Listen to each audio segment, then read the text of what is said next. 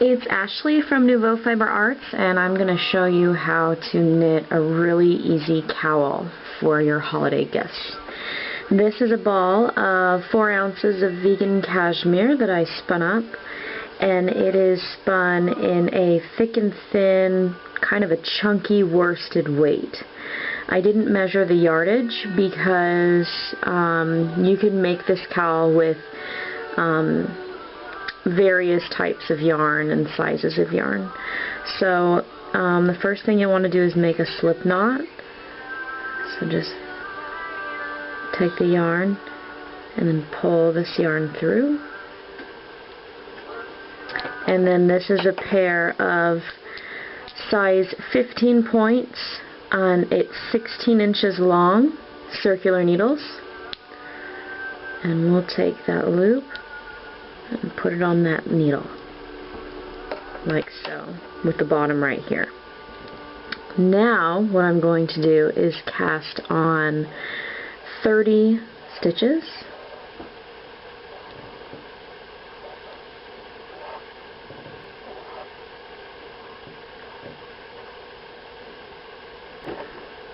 My favorite way of casting on is just to make a loop and stick the needle through. And another side note, when I knit with yarns that I spin, I rarely set them. I don't know what it is, but I just love working with yarns that haven't been set.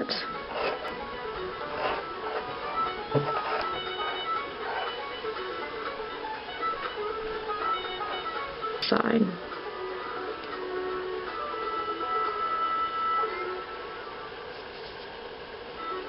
Making sure they all stay facing downward. If you get a twist in this at this point, it will mess up your knitting. So this is a very important step to get right. So I can see all of the bumps are in the center. Now the stitch we're going to do with this is a double elongated stitch. It's kind of like a double crochet. So we're going to take, and the first row is always the hardest. One thing that I like about the double elongated is that it's so stretchy once you're done, so it'll fit over your head nice and easily without being too drapey. So we're going to stick our needle through, wrap the yarn around twice, like that, and then wrap it in between, like that.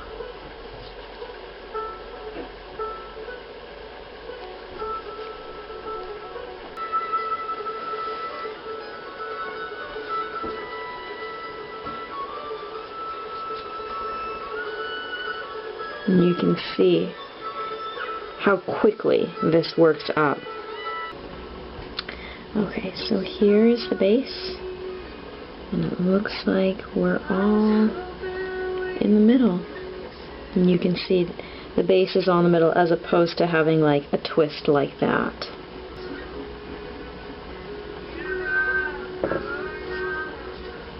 And we're back at the beginning. And so you keep doing this double elongated stitch around and around and around and around and around.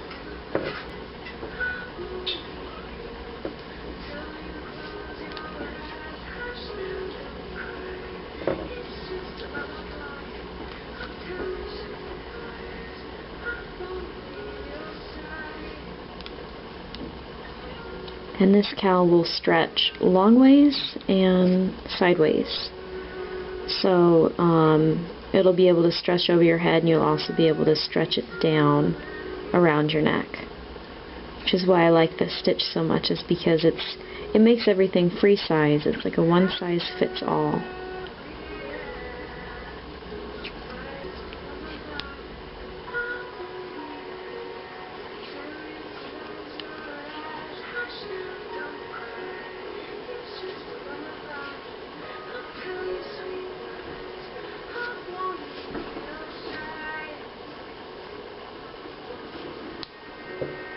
And if you pull this down, you can see it's a really open, lacy stitch.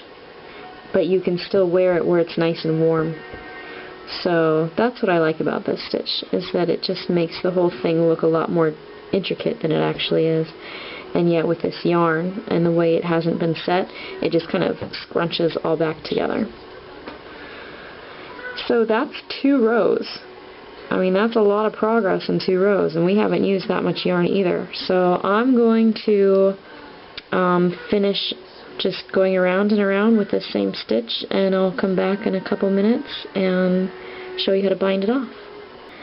Okay, not even an hour has gone by, and I'm done knitting the cowl. Mine's about just over a foot long, and it's nice and open and lacy and stretchy either way. And now we're going to bind off. And the way we're going to bind this off is just do a regular knit stitch and another regular knit stitch, and then we're going to leapfrog this stitch over that stitch. But don't do it super tight, because you do want it to have a bit of a stretch so you can fit it over your head. And some people will use their needle and go like this. I guess that's a more proper way to do it. And a lot of people hold their yarn in this hand. But I don't do that. I throw my stitches. So, yeah. I guess that makes me not as much of a knitter as other people. Because I do this. Whoa! See, now I'm not a real knitter.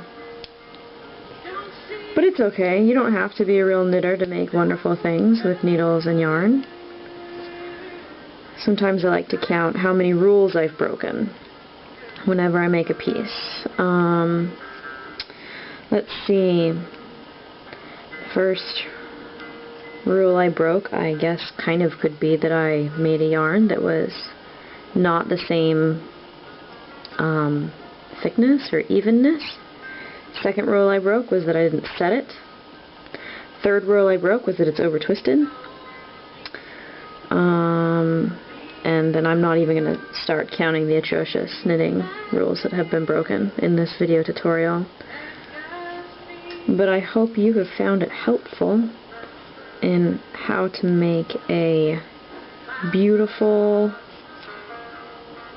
1-hour project that will probably save you this holiday season.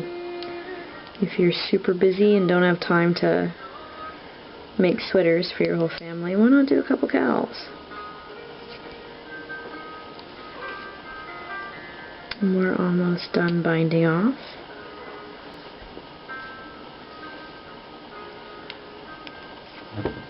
This stitch is also fun to do with scarves. I've made hats using this stitch.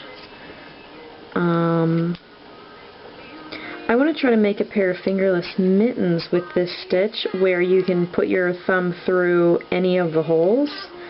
So kind of like you can have them look, I don't know, like they'd be super easy to put on.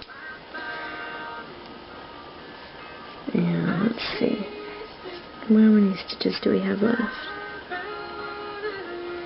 A couple more.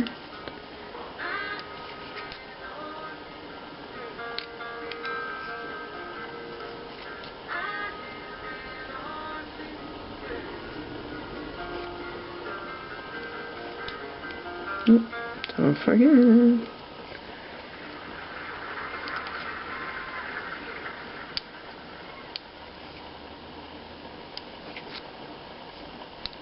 And look, woohoo! Oh, there's a couple more over there.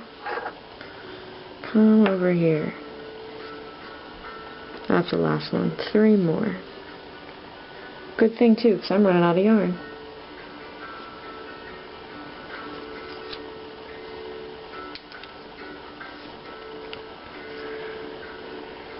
So at that very last stitch right here, the last one, and you have 1 stitch left on your needle, and we'll take the little ball of yarn that you have left over, pull that stitch off the needle, And just pull the yarn through. And now we have a beautiful hand knit cowl. It's a bit tighter at this end than it is on this end, but that way it will drape around your neck. And I'll take some pictures so you can see what it looks like. But laying flat, it looks like this.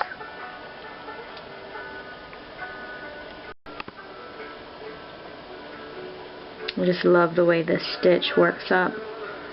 It looks a lot more complicated than it is, you know? And here's what it looks like when you wear it. I have the top part, the tighter part where I bound off at the top, and then the looser part where I cast on at the bottom. So you can stretch it down or bring it up over your shoulders, and it's just a really beautiful, effortless piece, and I love it. So that is how you can make a easy 1-hour cowl. Happy knitting!